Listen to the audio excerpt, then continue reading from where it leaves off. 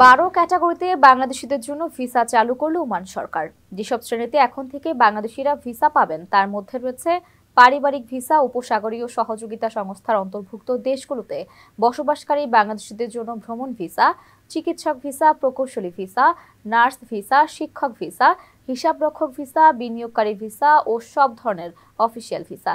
গত বছরের 31 অক্টোবর বাংলাদেশিদের জন্য সব ধরনের ভিসা স্থগিতাদেশের 7 মাস পর সিদ্ধান্ত বদলালো মধ্যপ্রাচ্যের দেশটি।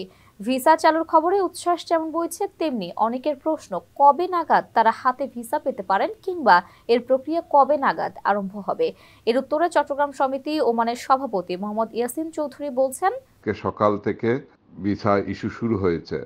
আজকে সকালে আপনারা জানেন এখানে মাননীয় প্রতিমন্ত্রী মহোদয় ওমান সফরে আসছেন। সকালে আইজিপি মহোদয়ের সাথে মিটিং হয়েছে, এর পরের থেকে ভিসাগুলি ইস্যু হচ্ছে। এর আগে ভিসা প্রসঙ্গে ওমানের সরকারের বিভিন্ন পর্যায়ে বুধবার সকাল থেকে আলোচনা চালায় বাংলাদেশ। প্রবাসী কল্যাণ প্রতিমন্ত্রী শফিকুর রহমান চৌধুরীর নেতৃত্বে ওমানের সংশ্লিষ্ট কর্তৃপক্ষের সঙ্গে দফায় দফায় বৈঠক হয়। পরে আনুষ্ঠানিক বিবৃতির মাধ্যমে ভিসা চালুর ঘোষণা দেয় রয়্যাল ওমান পুলিশ। পরে ওমানে শ্রম রপ্তানি চালু রাখার বিষয়ে মন্ত্রী বলেন, প্রয়োজনে কোরিয়ার মতো মধ্যপ্রাচ্যের বিভিন্ন দেশ ও ওমানের জন্য ডেডিকেটেড ট্রেনিং সেন্টার চালু করা হবে। তবুও বিদেশে দক্ষ কর্মী পাঠানোর প্রক্রিয়া সচল রাখবে সরকার।